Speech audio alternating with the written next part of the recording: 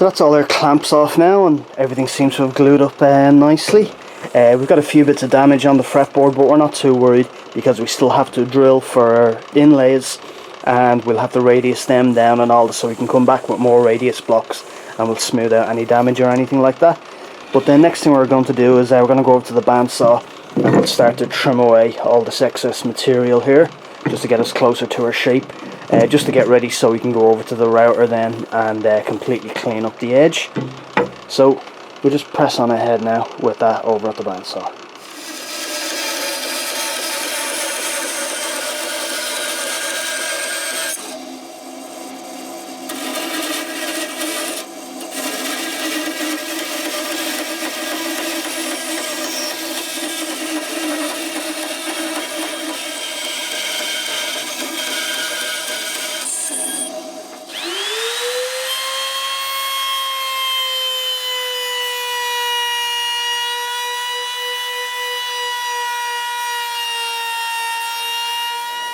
So we've just trimmed up the side of the neck with the router, as you saw there, and it's nice and smooth now. And we've got our black piece of veneer here, like our accent line, as we said.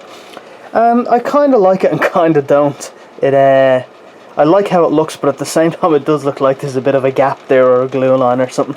But it was an experiment anyway, and we'll see how it looks once we've carved the neck and all that. It should look quite nice, and once we've done our side dots and all there. So we'll keep on pressing ahead.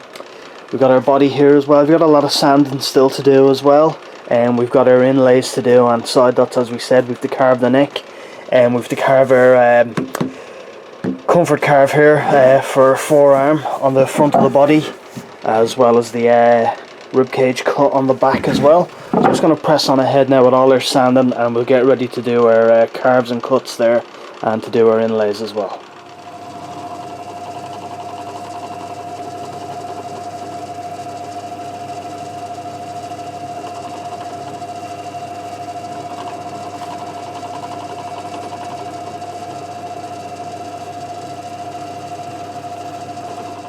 So we're after drilling down our holes for our inlays here, and we're just getting ready to put them in.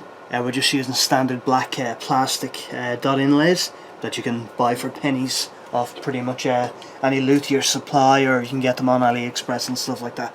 It's really just a small round piece of plastic, there's nothing special about it. So we're just going to put in a few drops of super glue, hammer in the piece, and then we'll spray it with some accelerator. And we're going to have our eye protection on for this, because the super glue, when we're hitting, it can splatter, and super glue in your eyeball is not a pleasant experience at all, speaking from experience. So just going to press on ahead now with this and get these pressed in.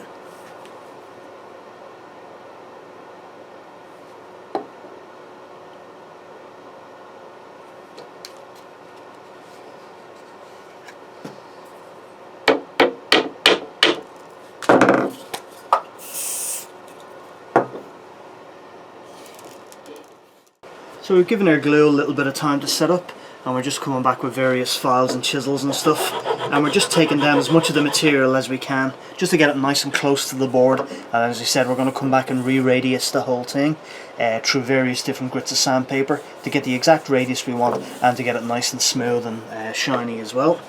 So just keep on pressing ahead with this. As I said, just taking away a lot of that material that's sticking up.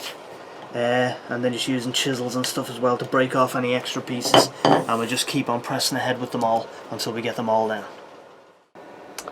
So that's our dot markers pretty much put in, and just in this area here and down here we just use some steam using an old soldering iron just to take out some of the little dings and little impressions we had on the surface. So all our inlays now are completely smooth, and we're just going to come back now, as we said, with the radius block, using a few different grits of sandpaper, and just get it all nice and smooth and ready to go. And then we'll come back and do our side markers, and then we'll get ready to carve the neck then.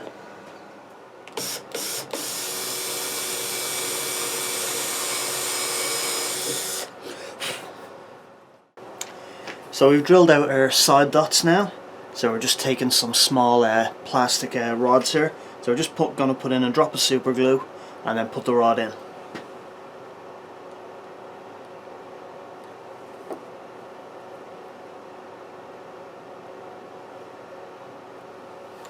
And then just a quick spray of activator. A little bit too much glue on that one. And we'll just leave that to set up for a few seconds and just move on to our next one now.